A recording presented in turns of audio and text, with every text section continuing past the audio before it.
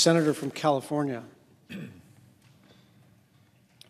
Before I begin, I also want to acknowledge others that are here in chambers to be part of this tribute, part of this moment, first of many over the coming days and weeks, no doubt.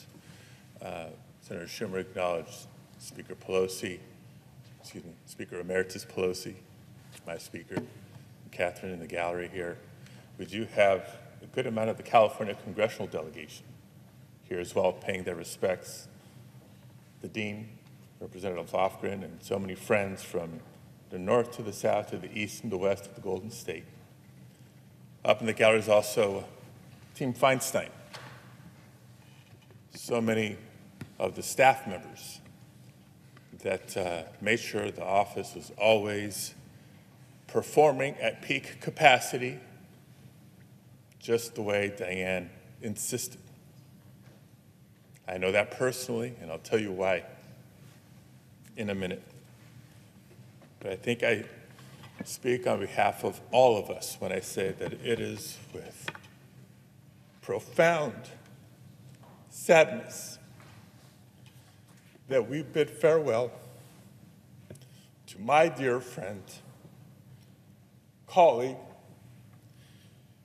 an outright champion for the state of California, Senator Dianne Feinstein. As we've been hearing today, she was a towering figure. But let me be clear, she was a towering figure not just in modern California history, but in the history of our state and our nation.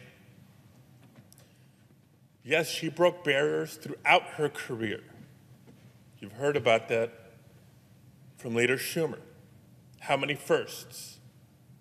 Her leadership, though, as the city of San Francisco's first female mayor in the aftermath of the tragic assassination of Mayor George Moscone and Supervisor Harvey Milk, showcased her unique ability to lead with grace and strength in the face of adversity. And would it be her last time?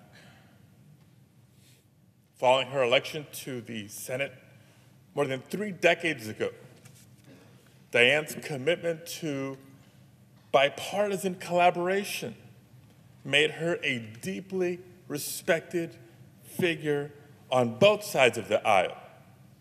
And so my heart is full to hear the words of Senator Collins and Senator Murkowski and others. She understood the importance of working together to find common ground and to get things done for California, for the country, and most importantly, for the American people. Her ability to bridge divides and find that consensus, especially on the thorniest of issues, was a testament to her dedication to the principles of our democracy. And of the many attributes you're hearing about her today, that's the one that I've admired most and have worked my damnedest to try to emulate throughout my career, and especially here in the Senate. Now, long before being able to serve together here in the Senate, Dianne gave me one of my first jobs in politics in her Los Angeles office. At a time early in my career when I was looking to make a difference for my community and for our state. It's in part thanks to her groundbreaking career that a Latino son of immigrants could one day not just work for her, but work alongside her to keep up the fight for the American dream. As we mourn Senator Feinstein's passing, we must also celebrate her incredible legacy, her contributions to our nation, from gun safety and environmental conservation to national security and healthcare reform, and so much more. Just as a reminder, not just the power of her example, but the power of public service. For Californians, so much of our public lands have been preserved thanks to her singular drive and leadership. From the redwoods of the headwaters and the San Francisco Bay, to Lake Tahoe, to the Southern California desert. We can go on and on, but it is clearly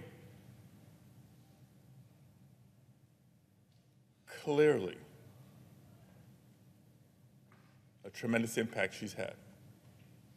She leaves behind a legacy of service, of leadership, and a deep love of our country and our democratic ideals. Senators have mentioned her grace, how she worked, how she carried herself. An example for us to follow. Although I'd be remiss if I didn't say there was an exception to that. And that is if you were one of her staff members that came into a meeting with her unprepared.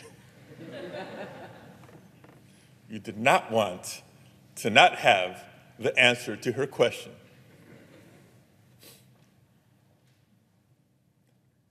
She was classy, absolutely. We won't get into the debate about the dress code. And as Senator Murray said, she was absolutely generous. Now, I did not receive a seersucker suit. I was not here at the time. But for the decades of a relationship that we had, every time I came to Washington, I made it a point to reach out, at a minimum a call, a lot of times a quick meeting in her office, and I always came away with something. More often than not, it was a book. She has quite a library, right, her collection. Once upon a time, it was a Senate tie. There was always something. And I, too, Senator Collins, have a watercolor. It's hanging at home in Los Angeles, my wife's favorite. So I don't have it here to display. What I do have, though, is a photo, as she said, from back in the day that she sent me just a year ago, periodically going through her files, her archives, a picture from San Francisco AIDS Walk in 1987, but personalized. No auto pen here, personal note from Senator Feinstein.